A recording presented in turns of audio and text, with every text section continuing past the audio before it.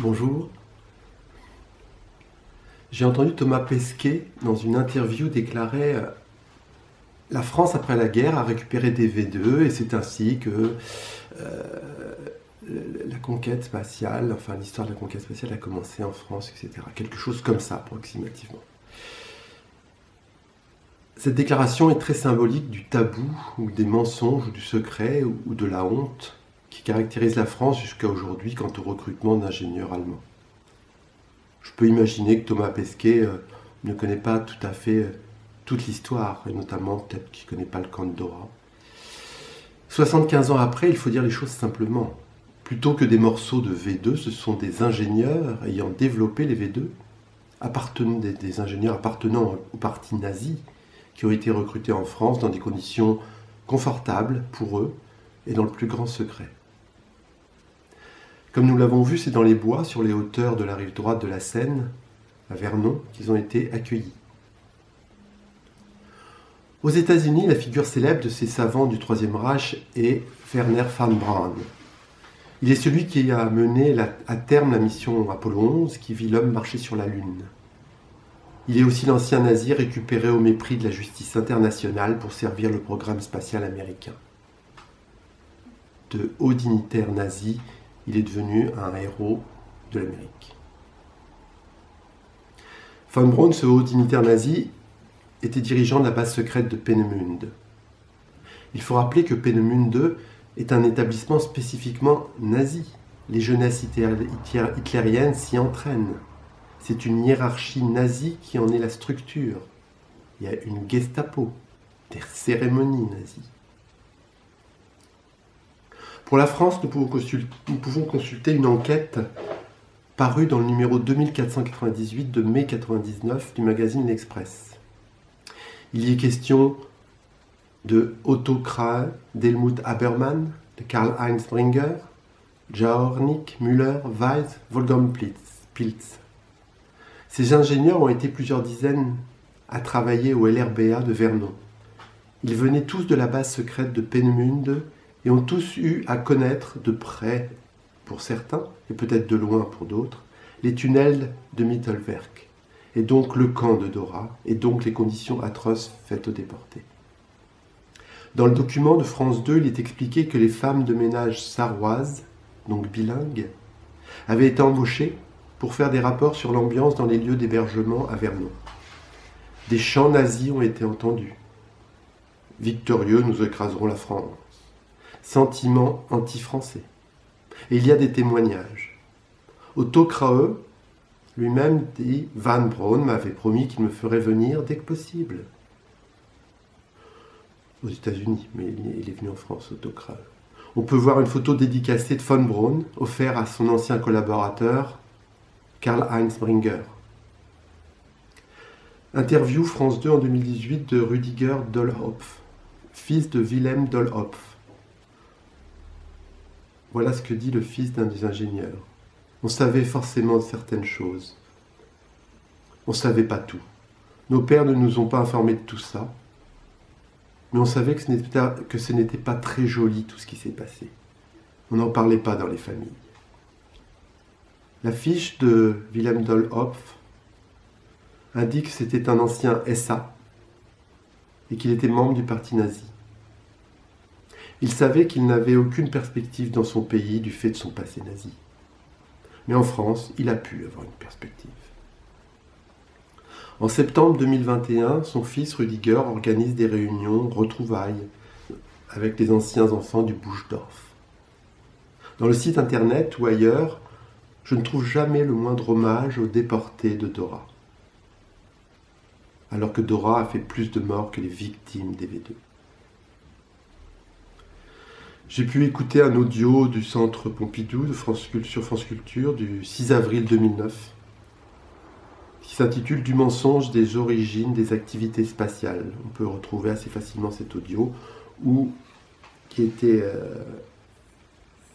intervenait M. Le Maner, qui est à l'origine du musée de la Coupole, et Christian Vampouille, un ancien ingénieur du LRBA.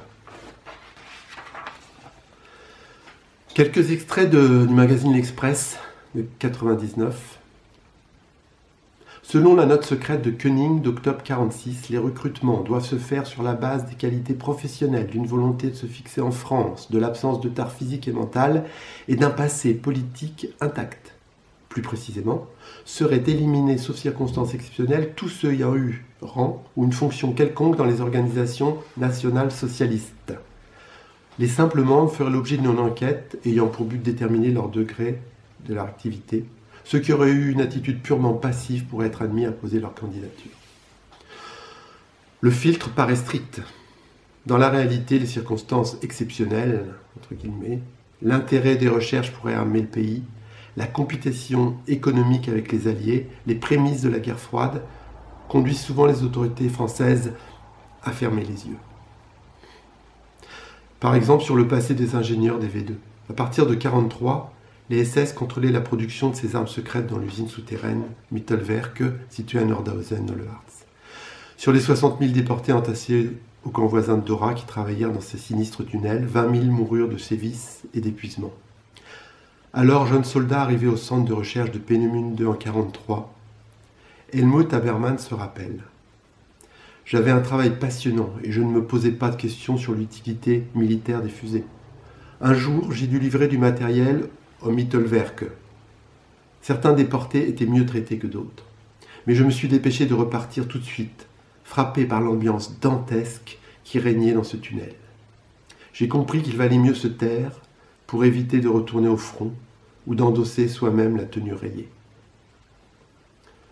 Simple témoin, complice, coupable, plusieurs gradés de Peenemünde et des SS sévissant au Mittelwerk seront mis en cause après-guerre.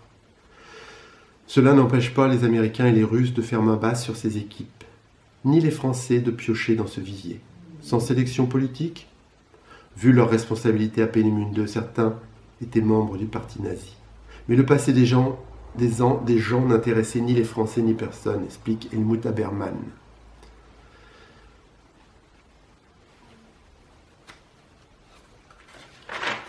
Un peu plus loin dans ce dossier, dans cet long article de l'Express,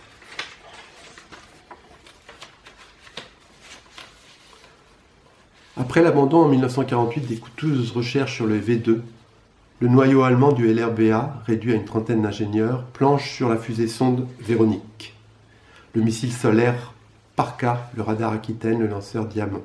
Puis Heinz Bringer, intégré avec une équipe propulsion à la SEP en 1971, mettra au point les moteurs Viking, qui équiperont les fusées Ariane. Naturalisé sous le nom de Henri Bringer, ce dernier recevra des récompenses forfaitaires au titre des interventions qui demeurent propriété de l'État français. En 1978, le ministère de la Défense lui octroiera notamment un bonus de 56 000 francs pour sa turbopompe, etc. N'est-ce pas choquant? Une rue porte son nom à Saint-Marcel, de Karl-Heinz Bringer ou Henri Bringer. Une rue porte son nom alors que cet homme a été membre du parti nazi et il n'a jamais eu, à ma connaissance, il faudrait peut-être chercher, mais il n'a jamais eu, à ma connaissance, le moindre respect ou pensée bienveillante pour les esclaves résistants français morts dans l'enfer de Dora. A priori, je ne pense pas qu'il mérite qu'une rue porte son nom à Saint-Marcel, même s'il a à l'origine de moteurs Viking. Car, revenons au sort de Charles.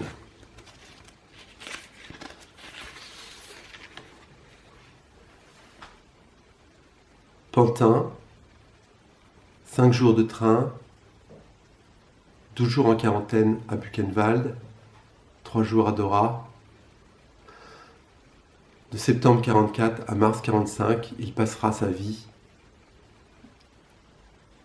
d'esclave à Elrich. Elrich est l'horreur. Environ 3500 Français ont séjourné dans ce camp, parmi 7500 déportés de toute nationalité. Elrich est donc un commando de Dora. 3290 déportés français, 3290 Français n'en sont pas revenus. soit 16 sur 17. L'écrasante majorité. Les rescapés sont rares et ont pu heureusement écrire, témoigner, comme Grand Coin, comme Lafont Mazurel dans Survie, comme Ernest Abel et d'autres, et quelques autres. Grâce à Grand Coin, notamment, un rapport, les Français très peu nombreux parmi ces premiers occupants à Eilrich étaient perdus parmi les droits communs allemands, les Verts, qui détenaient tous les postes de responsabilité, des Tziganes, des Tchèques, des Polonais. La mortalité à Eilrich. Sur l'ensemble des différentes nationalités, quelques chiffres. Ceux-ci sont confirmés par l'état des effectifs. Après le 20 janvier, on ne trouve plus le détail par catégorie que nous verrons plus loin, mais on relève. Alors, on peut relever le 8 mars 45, 138 morts incinérés sur un effectif de 6407. Le 20 mars 45, 317 morts sur un effectif de 6316. Le 1er avril, 330 morts sur un effectif de 6419. Si l'on tient compte qu'il s'agit là des décès d'une seule journée, l'on constate que l'ensemble des effectifs du camp a été renouvelé tous les 20 jours. Cette proportion des pertes est l'une des plus fortes, sinon les plus fortes de tous les camps de concentration SS. À quoi est dû un pourcentage aussi effroyable de morts pour une période de moins d'un an ? Les causes d'un tel état de fait sont multiples, n'en citons que quelques-unes. Après l'avance alliée à l'ouest et de l'armée rouge à l'est, les nazis veulent rapidement produire les V1 et les V2. L'évacuation des camps augmentera la concentration du nombre des déportés. Eilrich, commando d'un commando, est en bout de chaîne, aussi bien pour la nourriture, les vêtements et l'ensemble des conditions matérielles. Oui, parce que dans un premier temps, Eilrich était un commando du commando Dora, puisque le commando Dora est devenu camp à part entière qu'en octobre 1944. Eilrich est donc en bout de chaîne. Les conditions pour la nourriture, les vêtements et l'ensemble des conditions matérielles sont très mauvaises, puisque même les Allemands eux-mêmes commencent à souffrir. Alors un petit commando en bout de chaîne. La lutte de la résistance a chassé des postes de responsabilité les Verts. Pour autant, ils n'ont pas disparu. Ils sont envoyés dans les commandos en bout de chaîne. À Buchenwald, on a vu comment on pouvait garder des rouges et comment les détenus de droit commun et peut-être les plus brutes allaient dans les commandos annexes. Et Eilrich était un de ceux-là. C'est ainsi que 1500 Français immatriculés à Buchenwald le 20 août 1944 sous les matricules 77 et 78 000 arrivèrent à Eilrich le 7 septembre 1944. Si l'on songe que le 15 août 1944, ils traversaient Paris sous le soleil, venant de Fresnes pour être embarqués à la gare de Pantin, l'on comprend mieux leur désarroi, la difficulté de leur incorporation au milieu concentrationnaire. Quoi qu'il en soit, 8 mois après, seuls 38 revirent la France en mai 1945, soit 2,5%. Là, Grand Coin met le doigt sur ce contraste entre des gens qui, au mois d'août, vivaient, même s'ils étaient prisonniers, dans une ambiance à peu près normale, et se retrouvent plongés dans une espèce d'enfer où on n'a plus rien à manger, plus rien pour s'habiller, où on est dans le froid, qui va arriver très vite. Autre chose que je signale au passage, que j'ai compris et que je ne l'ai pas lu beaucoup, mais qu'un ancien déporté m'avait expliqué, Charles avait 40 ans. Enfin, né en 1902, en 1944, il avait 42 ans. Et 42 ans dans un camp de concentration, c'était déjà être un vieux. On voit la plupart des survivants sont des gens qui étaient nés dans les années 20, on va dire, qui avaient une vingtaine d'années, ou à peine plus. Ceux qui avaient 30, 40, 50, 60 ans, bien sûr, étaient beaucoup plus fragiles.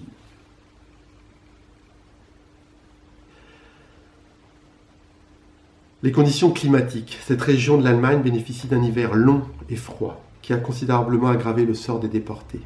Ceci est vrai pour tous les camps, mais à Eilrich, le nombre de déportés sans vêtements, ohne Kleider, a eu des conséquences terribles. La neige a commencé à tomber à Eilrich le 4 novembre 1944. Ce jour-là, l'état des effectifs indique 464 déportés sans vêtements, sur un effectif de 7943. Le 12 janvier 1945, l'état des effectifs donne le détail suivant. 1492 déportés sans vêtements ni chaussures. 51 sont sans vêtements mais avec des chaussures et 856 sans chaussures.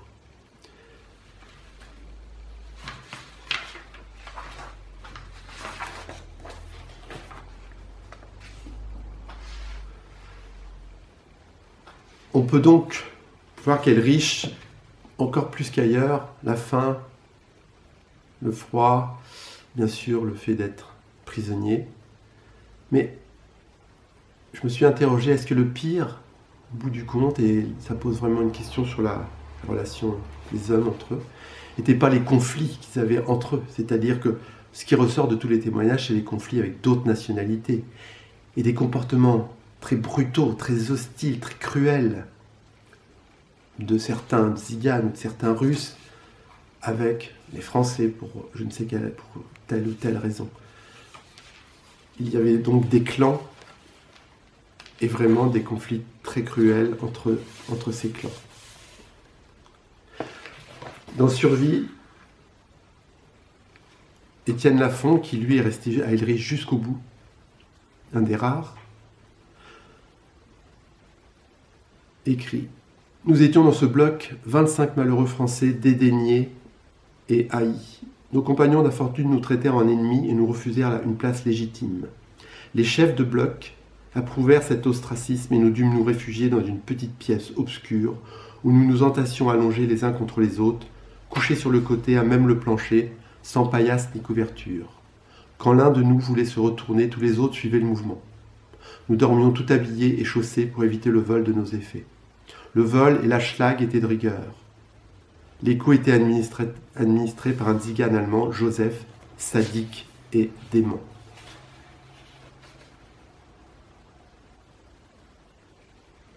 Autre extrait. Quelques jours plus tard, en présence de tous ces pantins répugnants, je reçus 10 coups de schlag au bas du dos. Pourquoi ? J'avais découvert un lit libre. Mon voisin, un Russe, ne voulait pas d'un Français à ses côtés. Il alla dire que j'avais pissé sur la paillasse. Je fus sans aucune vérification, sans autre preuve, puni sauvagement et dû rejoindre mon plancher. Et pourtant le sommeil était rare, il avait du prix. Nous nous levions à 3h30. B12 auf Stern, et c'était déjà la schlag. Nous nous précipitions au milieu du bloc où théoriquement on nous distribuait un quart de café non sucré et souvent froid. Puis rassemblement des commandos dans la cour. Et comptés et recomptés, nous prenions le train. Il n'était jamais à l'heure. Notre travail à Wolfleben commençait à 7h et durait 12 heures. 12 heures de peine, 12 heures debout. Mais à 19h, ce n'était pas fini, nous rejoignions la gare et attendions le train. 3 heures, 4 heures, car il ne passait qu'après les convois de marchandises et de voyageurs. Un jour, nous sommes rentrés à 1h du matin. Alors, on nous distribuait un quart de pain, un morceau de margarine et parfois une rondelle de saucisson. Il nous fallait encore manger, nous laver. Il n'en était malheureusement pas question. Que nous restait-il pour dormir ? La mort lente, lentement mais sûrement la mort. D'autant plus que nous avions froid.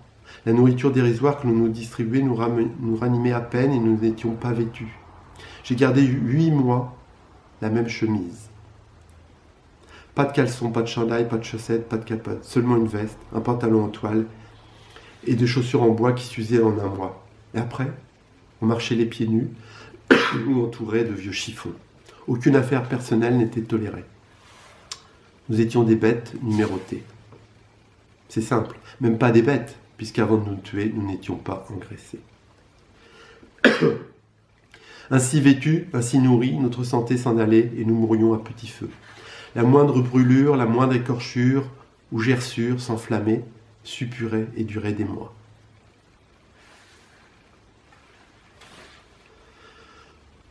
Ce que l'on peut dire du français, c'est qu'il s'est moins bien adapté à la vie des camps de concentration que ses camarades étrangers, si on peut les appeler ainsi. Ce sont les Belges et les Français qui moururent le plus, parce que notre climat est doux, que nous sommes vêtus convenablement et que l'ouvrier chez nous mange de la viande et boit du vin.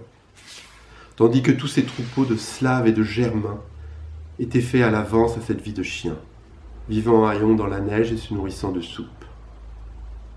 Un Polonais qui fut mon camarade de lit regrettait le bon vieux temps.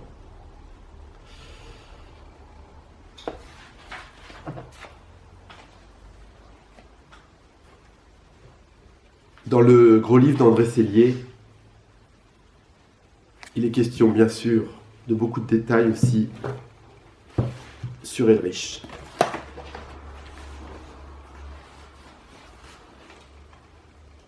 Il a repris quelques témoignages et il y en a tellement et tellement, ils sont tellement tristes et cruels que, bon, j'en citerai un ou deux. Au premier jour de novembre, les blocs étaient encombrés de malades et les SS déclarèrent « Ceux qui ne travaillent pas seront nus ». Les malades durent donc se dévêtir et donner leurs dépouilles à ceux des chantiers. Ceux dont on avait volé les vêtements et les chaussures se trouvaient chaque matin presque nus sur la place d'appel. Les SS les renvoyaient au bloc, les déclarant ohne Kleider, sans vêtements. Considérés comme des malades, ils ne travaillaient pas, mais étaient absolument nus. La famine à Ulrich.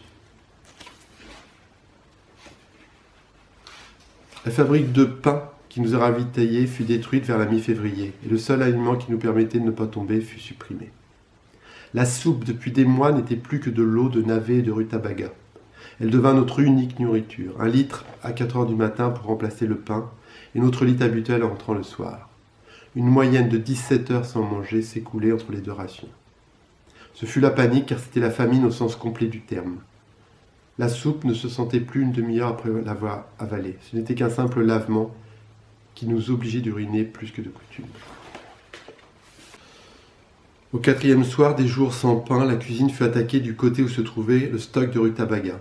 Une fenêtre y donnait accès. Une cinquantaine de détenus, profitant de l'obscurité et malgré l'interdiction de circuler, la brisèrent et commencèrent un pillage en règle. Un vent violent couvrait tous les bruits, mais des disputes et des cris attirèrent l'attention d'une sentinelle qui se trouvait dans un mirador proche. Le soldat tira à la mitraillette dans la direction d'où venaient les bruits, et à l'aube, des détenus allant faire une corvée de pluches trouvèrent 2 morts raidis par le froid et plusieurs blessés qui étaient à moitié gelés.